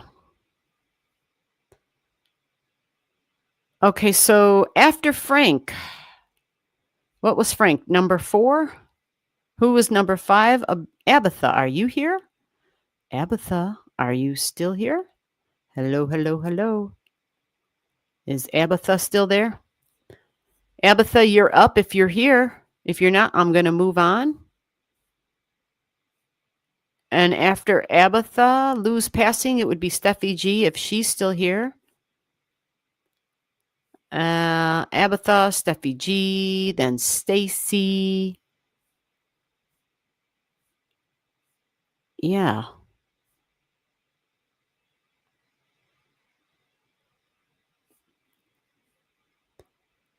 Yeah. The Chiron energy, Frankie, it's tricky. It can be tricky. You know, it's at the money degree, it's in the second house of values and monies, and it represents wound energy for sure. Although, like I said, I love that you have serious part of it. She probably keeps you going, keeps you creating. She's in that sixth house. Okay, let me go find Abatha. Is Abatha here? Okay, Abatha, did you leave? I don't see. Where's my damn phone? Let me find my phone and see if Abatha's on that chat and see if Abatha's in the star room. If not, let's move on to the next name. Did you guys like the live stream? I just realized I didn't put a thumb on there. Oh, I see Donna's here. What's going on, Donna? How are you? Yes, she does. Okay, so I see names, but I don't see Abatha. All right. Who was after Abatha? We're going next. The next name I said, I know I should know this stuff. I just said the dang name. So we're talking to Steffi G, I believe. Did I get that right? Is Steffi G here? Shit, she might be at work. She might have had to go to work or go to sleep or who the heck knows? Steffi G, are you still here? Oh, I think she is.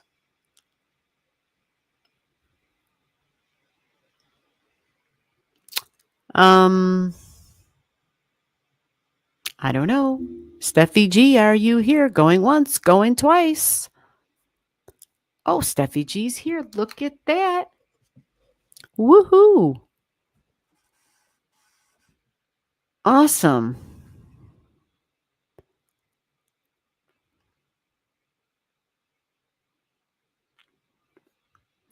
That's exactly right. That's Steffi. Yep, she's right. When it's dim, it's some dark stuff. When it goes dim, it's some dark stuff. So basically, in a person's natal chart, that would be the thing to find out when you were born. Was it shining or did it go dark? You know, yep, that would be a thing. Okay, so what are we checking on you there, Steffi? Steffi said, I'm here. What are we looking at? How's your husband doing, by the way? Oh,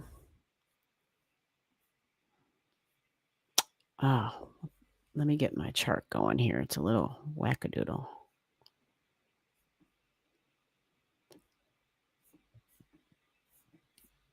All right, I'm getting your Steffi G. There you go. We got you.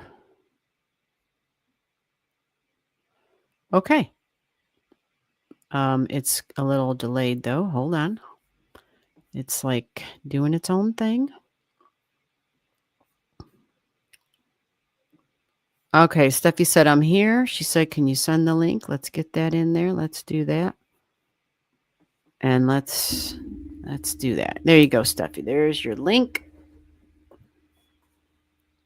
Yep, there you go. Things are busy, fun, full of unexpected turn of events, but fun. Oh, that's Donna. Hey, Donna, how are you? She just said, I'm busy, fun, full of unexpected turn of events, but fun. Oh, that's good. Fun is good. Okay, Steffi G is in the studio. Awesome. Let's get Steffi G in here. I heard the studio door open. You are welcome, Frank. Thank you very much. Attached to the past. Yes, you are welcome. All right, Steffi G, let me see if you're here. Hello, hello, hello. Hi, I keep hearing like 3 different things. Oh, yeah, you got to turn off the volume of the live stream, I think. Oh, I could be wrong, but I think that's the rule. Wow. What the hell's that? I hear like a click, click, click, click. Okay, as long as you can hear me properly. Oh, yeah, we hear you good. That's actually really Okay. great. Okay. Can you hear me okay? Am I So, triple talking? quickly, update to the answer to your question is, Yeah. yeah, he he was not diagnosed yet. We have an appointment this week. Okay. We have to get the testing results for the genetics. He was adopted. Oh, Okay. right. Okay. Dang, that's right. So did have an MRI. He has frontal lobe deterioration, but it's mild. So it's good we caught it now. He started Aricept, 5 milligrams. Been working well so far. So there's been improvement, or at least managing has you're There's some improvement, yes, but okay. there's still some issues. Yeah. Yes, I'll really try. funny story, really quickly. Okay. Um, so he keeps having these recurrent. He has a lot of lucid dreams every night, and he keeps his journal because he didn't have lucid dreams for a couple of years now. So he blamed me for losing his keys a few weeks ago. He found them in a coat pocket.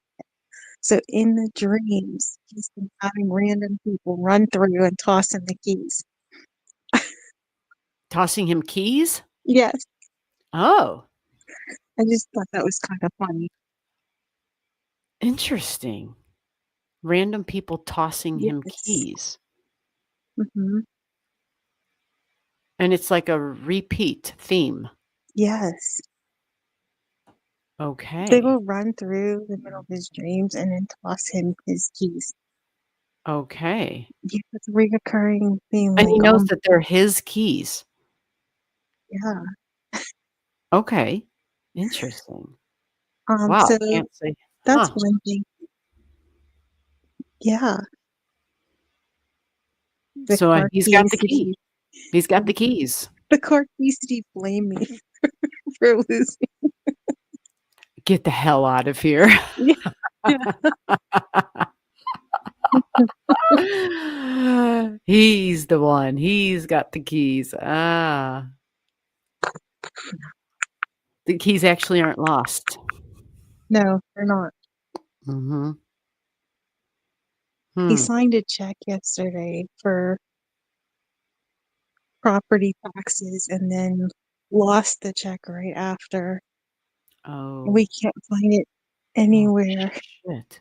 Oh, So crap. Well, then I you told gotta him just to write another one. So we have to tear his office apart as oh, in soon the as I have meantime, you get a time. cancellation on that other check. Yeah. Well, Okay, I'm just making sure. yeah. We're getting it done. Seeing neurologist is good. Psychiatrist is good. We're on our way. So hopefully it'll be good. Well, that's good to hear.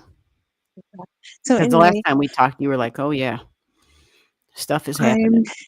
I've got a lot of experience working with people with dementia and stuff like that. So Mhm. um So d so I had my is last day at the asylum. oh, Last day at the good. psych hospital was Oh, on Thursday, that's great. and I Oh, got that's wonderful. hired to the hospital I went to. I start the 3rd week of November. Oh, awesome. So, like you said, was true. It's a mix. Yeah, but you got it. You were able to make the transfer. Yes, That's yes. the most important thing. To get you the hell out of where you were, man, that was just too much. It was intense. Yeah. I don't know how the hell you did it for as long as you did. Seriously. It was just a year. She It said it was was a year. just a year. You can't tell me it didn't feel like 10 years. Oh, I'm just yeah. saying. It felt like it was 3 years in one. Yeah, absolutely. Well, yeah, I hope that does something for you. Where you feel like, okay, I did that. That's good. That's one down. I took care of, knocked that off of my list. Does it do that for you? Where you feel like, you did something that you just felt you had to do? Are you there still? Oh yeah, sorry. Oh, no, it's okay. Yeah, Are you definitely. I'm okay? glad for the experience. Yeah. Oh, good. Okay. So now, is there something in particular right now you want me to look at for you? No, not really. I was just saying hi. Oh, well, no, that's great. I appreciate that. I mean, yeah, the last time we talked, things were. I mean, I don't know that there's any. I mean, Venus is on my north node, and Oh, yeah. So you're right. you could just Yeah. go to somebody else. I just wanted to say hi. Yeah, you do have Venus on your north node. Look at that. Interesting. Well, yeah, new partnerships. Woohoo. Sun's 10th on my house. Yeah, that's the Uranus. new money that's coming. Woohoo. Although it's really not, right? It's the same business, same company, just a different location.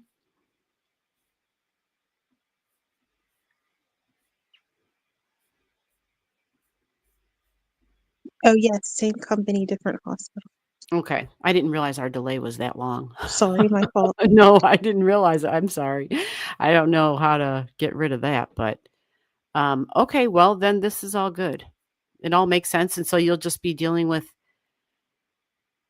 uh that's really fascinating because that's a Venus opposing Venus too you have. Yes. Oh my good God. Oh, well, this is a normal cycle for you then. Do you know what I'm saying? You kind of, yeah, this would be a cycle that you are always kind of experiencing because of your Venus being down there and it being next to your nodes, conjunct your south node, releasing an old value and kind of gaining a new one. Yeah. Yeah, interesting, especially with the coworker stuff. So hopefully it's new location, but yeah. Well, Thank- it was the um yeah. It well, it's the hospital I've been volunteering at, so not brand new now. But I do have a lot of really positive experience there with like hundreds of people literally. Oh, good. Good.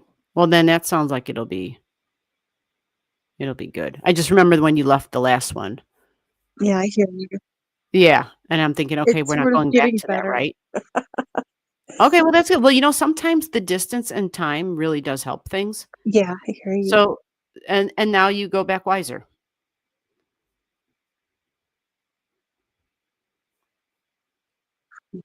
Yeah. Yeah, you go back wiser. Yes. Yeah. Where I don't tread, what I don't talk about. Yep, you just have certain boundaries. Right, Absolutely. exactly. Yes, like just how you all said in that one private live. That's all that goddamn Neptune stuff, sister. Like Neptune, Pisces, it really is just about establishing boundaries. And in anything you got in your chart that's at 24 degrees, and lo and behold, her nodes are at 24 degrees, and so is your Venus. And that's more of that Pisces and Neptune energy. And it's just recognizing those boundaries and sticking to them for yourself and for others. Yep. And you'll be fine. All right, thank you. You could go on to somebody else. I just wanted to say hi. All right. Yep. You are welcome. Thank you for checking in. Hey, happy Halloween, everybody. Yes, Take care. you too. We'll be thinking of you and your hubby. Bye bye. All righty. Okay, who's after Steffi G? We're going. We got a little slot left for one more. Let's go. Steffi G. And then it is Stacy. Is Stacy here?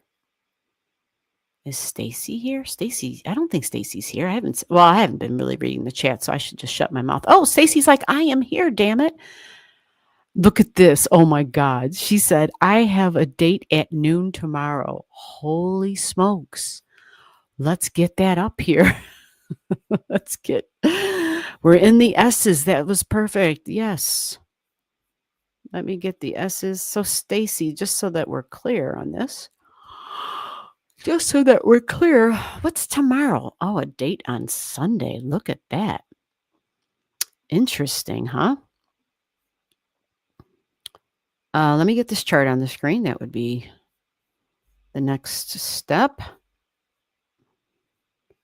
Share the screen. Let's get this up here. Let's get Stacy up here real quick. I thought I took that off. I guess I didn't. There we go. Okay, let's see. We got a date tomorrow at noon. All right, let's move it forward. Stacy wants to know, how is my date going to go? Yeah. Well, let's see here.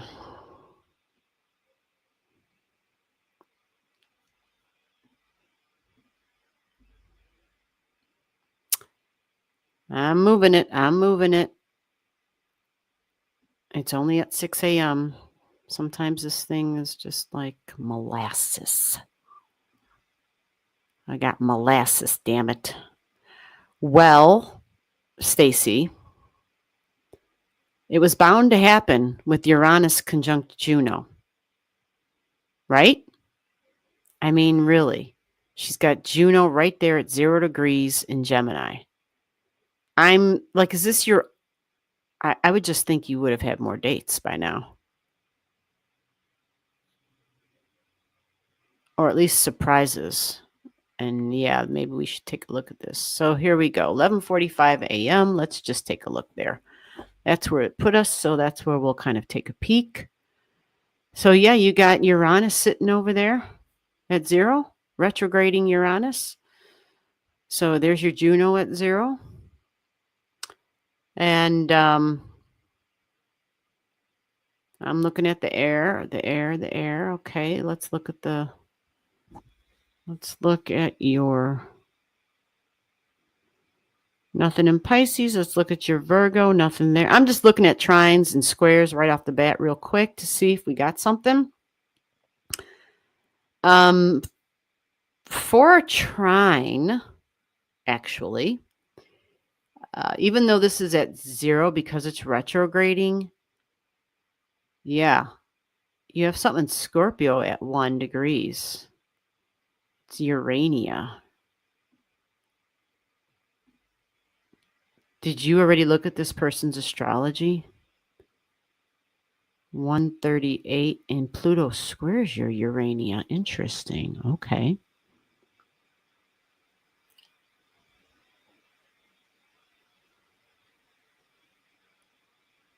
Okay, just let me see. So history kind of comes up. But because of the 0 degrees, yeah, I would kind of be like, I'd be looking too at my chart for sure. Okay, so you're going to have Mars at 28. So Mars is emotions. Black Moon Lilith is sitting right there at 26. Okay, so they're together. Mars takes action, right? Pandora can be, Black Moon can be tricky with some of the hidden shadow sides of our personality. And it being conjunct Mars.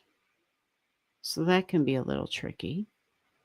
And that is kind of important because you have Chiron over there in Pisces at 26.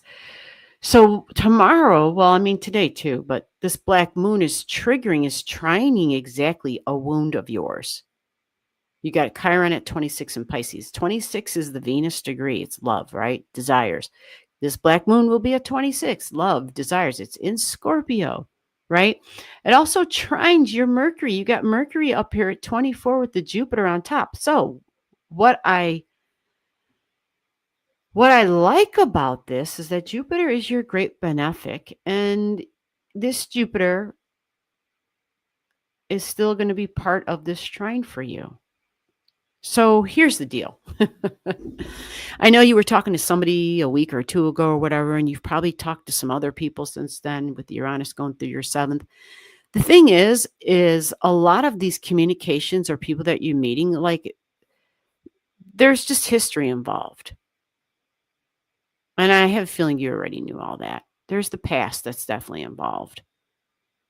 History and the past. So sometimes, we can have the best of intentions, and this other person may have the best of intentions, but there just might be some residual stuff there that hasn't been worked through. And that's why we end up meeting these people again another time around.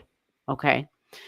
And so whether it's somebody you're familiar with, but that you're, maybe it was somebody you knew in this lifetime and you're rehashing something possibly, or maybe it was someone you knew, but there was never a romantic involvement, or somebody you don't know at all from this time around, but yet there's just that soul memory.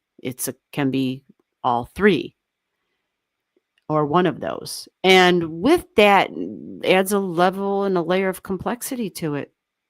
So what's going to be the shock and the surprise stuff? We got 0 degrees and Uranus being a part of it.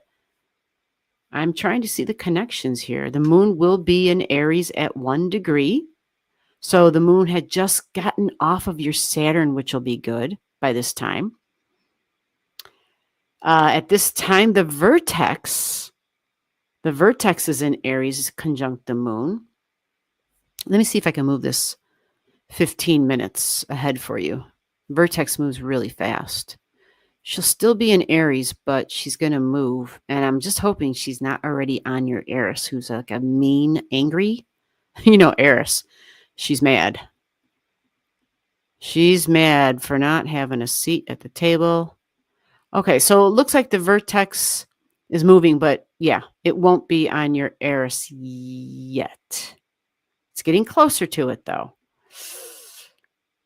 Okay, so it'll be like at 5 or 6 degrees. Yeah, 5 degrees. Oh, the romantic degree. Wonderful, right? Vertex at 5 degrees. Oh, hold on. The software's going crazy on me. It's just going to keep moving. Well, that's all right. I already know it's at 5 degrees. So what is that going to do? I'm going to see if you got some other things. Well, the vertex will be, Mercury will be trining the fire energy with the moon, which that'll be kind of nice. The moon was going to be trining Mercury. And you have stuff up here. You have your own Vesta at 4 degrees. You have your 9th house cusp line at 2 degrees. So this can be helpful, actually. So maybe fire energy is fun, right? It's lively, it's active, it's fun, it's laughter because it's Leo being activated. There's some hope and a hint to the future possibly, but again, take things slow because at the underlying, there's a lot of water energy at the foundation of this, okay? And it's beyond foundation, like that soul energy. There's a lot of water and wounds are involved. Okay, and the past, your South Node and your Chiron trining. There's a lot of history. So you have an opportunity to get off in a nice direction, and for it to be pleasant. But I don't see what this Uranus. Let me look at across the way.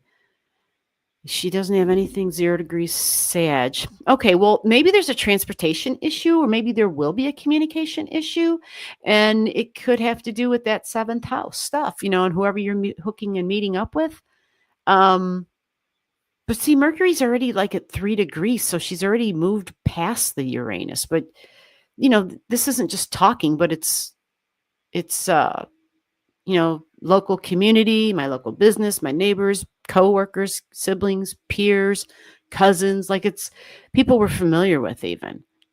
And at the opposition of Uranus, there can usually be some surprises with whether it's traveling or communication and social media, devices, technology even, but it's already at 3. So I'm like, maybe it's just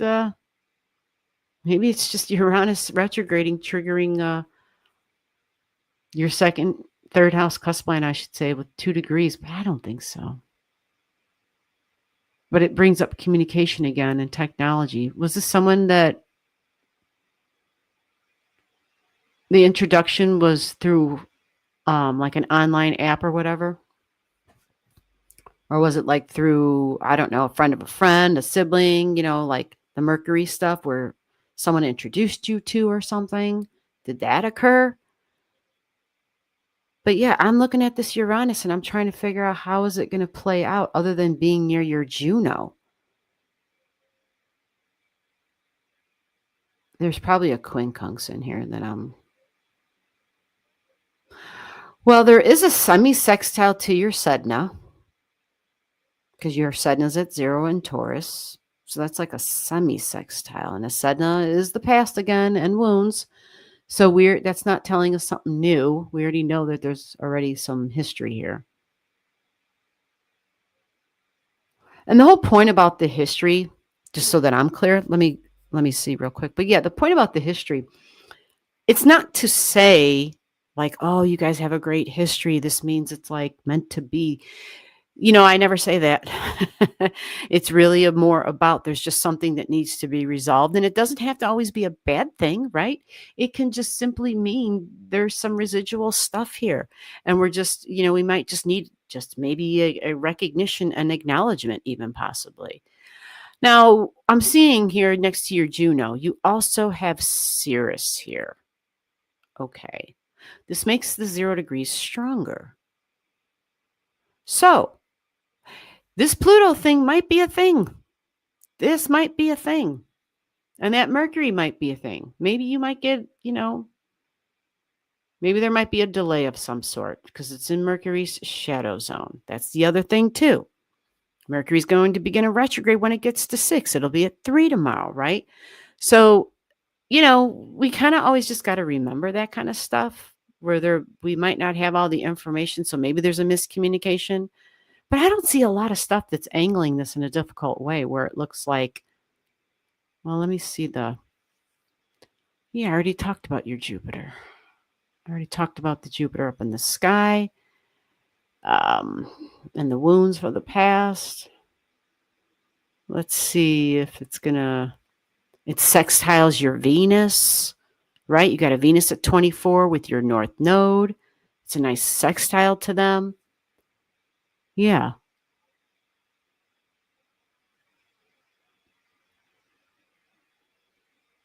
The only thing I will add is because your Mercury at 24 is in an opposition to Salacia down here. She is that seashell. It's feminine Neptune energy. So it can be very dreamy energy because remember your Salacia is a retrograde. She can be very dreamy. She can have on rose-colored glasses. So the only caution with that, which is what I would say to anybody, is go slow. And I know Capricorn is automatically a go slow energy, but we're just being cautious because it's at the 23, like Aquarius, of exciting and new and different. You follow? So between Aquarius and Neptune mixing in, it can make it a little confusing as to, am I, whatever your perceptions are about this person, whatever your perceptions are about the communication and however it goes, there just might be something there where you have to really go ahead and slow down and you might see a little bit more clearly a little bit later on. Because the Jupiter conjunct your Mercury, opposite of Salacia, in the second house of love, desires, money, values, but desires for sure. Somebody older, possibly, because it's Capricorn, boss energy, masculine energy. Hopefully for you and for this person, hopefully this, hopefully I think it'll be a nice time just because Salacia, again, is involved and she can have rose-colored glasses. But it just might take you some time to make sure that you're telling yourself, you're coaching yourself to just kind of slow down. Only by 4 months. Okay, that's not much at all. Not much at all. So does that mean you already checked out their astrology chart or got some digits other than a birthday? Yeah, always go slow. Well, the head may go slow, but the heart and the body may not go slow. You see, that's the difference, right? We tell ourselves to go slow, but there's other things involved where it might just be like, yeah, don't want to go slow.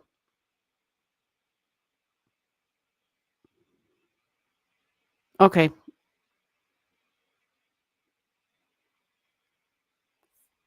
All righty. So he's going to be this should be, yeah. I'm kind of optimistic. You will have Juno at 10 degrees right on Antares. And Antares or Antares, I believe is the way I should pronounce it. And I have this information in my room, and I meant to read some of this information last week in the private lives, actually. I have a good friend of mine who actually passed a couple months back. And her speciality was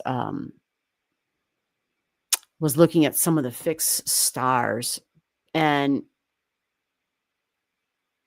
Antares is one of those that are the like the archangels. And I would have to go in there and find it because I had put it away, but I'll have to find it to see. But the fact that you're having Juno conjunct Antares, that's interesting. The only thing you want to remember with Antares is that and when it's not expressing positively, it can be very judgmental. That's just Antares in general. So Juno on that Antares point in judgment for sure, because it's at the 9 degrees. But typically, let me see if they have something in the software for that. They might not. Let me see. It's taking forever. Jesus. Come on now. Oh, Lord. It's not responding to me. What the? Oh, there it is. Finally. Holy crap. Royal Star of Persia. Warrior Stars. Whoa, I haven't read this. Huh. Warrior Stars. Driving, ambition, masterful. Impels an urge for mastery. Oh, it has kind of this strong push towards idealism. It's a symbol of conquest and conquering. Holy shit. It can indicate major crisis in life tackled with courage, worldly success through effort and self-mastery. Okay, wow, no pressure. No pressure. Holy shit. Well, it's in your first house, and so when we talk about that first house energy is focused on me, on self. And first house can tend to be the head, my appearance. It's first house energy. So Juno is there, conjunct that. And at the opposition of that Juno, you do have Nessus and you have Aldebaran. Yeah, we all do, by the way. We all have Aldebaran there, I should say, because that's a very slow fixed star, but not necessarily Nessus. So just keep all that in mind.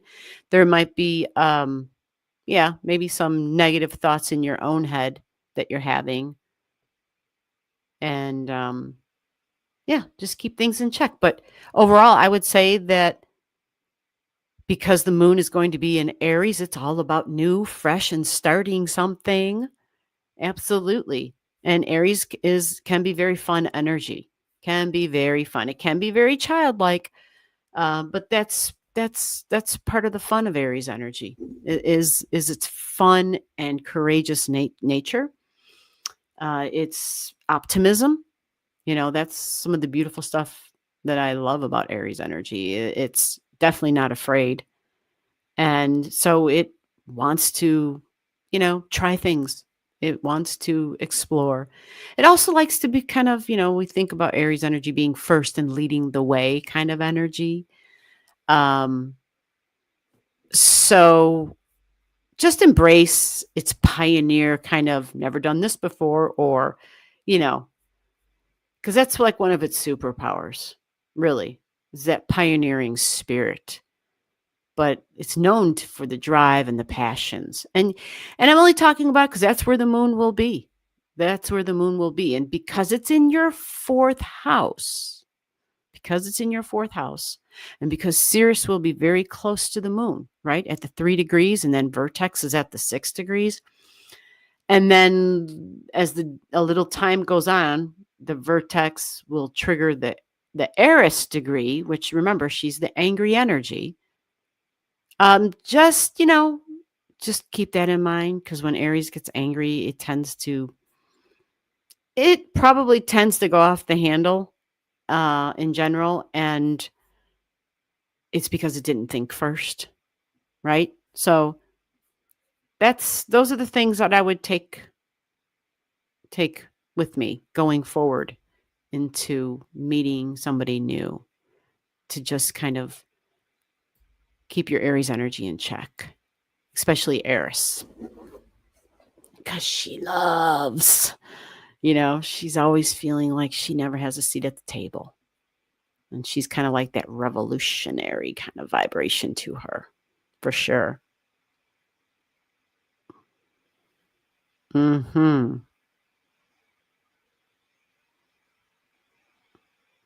Yes. Well, you got a point there that he'll be gone during the Mercury retrograde. So in essence, you guys won't have to be navigating a Mercury retrograde at the beginning of a relationship, or whatever it ends up being, even if it's, whether it's just a friendship or you never speak to each other again, because you just never know till you meet people, you just don't know. So yeah, I see your point. All right, guys, it is time for me to fly.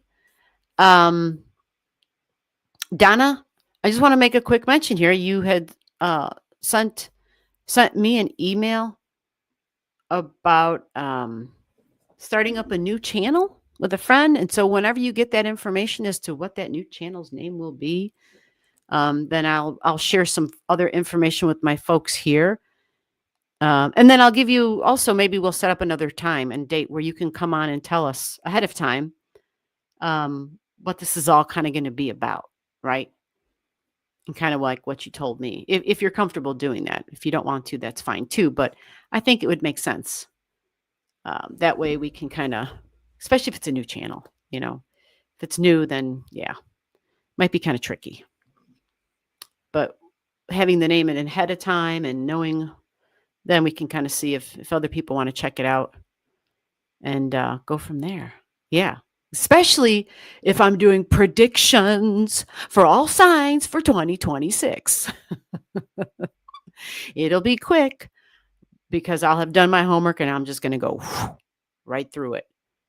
So yeah, we'll get together and we'll come on here and let you guys know where that's going to be. And that way, if you guys want to check it out, you can. Absolutely. She needs more than an hour. Yep. Totally get that. Totally get that. All right, everybody, you have a great week. Everybody stay safe out there. I hate that I even have to say this for all my fellow Americans who live in the States, but who are in the blue states specifically. We're under assault, basically. So please, please, please take care, be smart. And if you're not utilizing whistles, you might want to try it. We've had some good success here where I live. And if nothing else, it really creates a strong sense of community in unvery certain waters. Very challenging, questionable, highly questionable, and illegal times from people who are supposed to be, ensuring safety and security and looking out for their fellow citizens. Like, holy shit. So with that said, that's all I'm going to give to that. You guys have a great night. Thank you for everybody who gifted the channel. Thank you for people who gift the channel to pay it forward for others so that they can have an opportunity to be at a private lives when they may not be able to be a part of it. So far, it's worked out really well when people that I've contacted who need it, oddly enough, well, no, maybe not oddly, but it was people who needed it, who really needed it. Like they weren't begging. They didn't even communicate. Like I said, I just followed the guidance and they were like, oh yeah, definitely. I need this now for sure. So it's a real blessing for some folks. Absolutely. If you want to know more about that and you want to get in, go to the email down below. All right, guys, we're all done. I will see you next week, next Saturday, 9 p.m. Be there or be square. Take care, everyone. Bye-bye.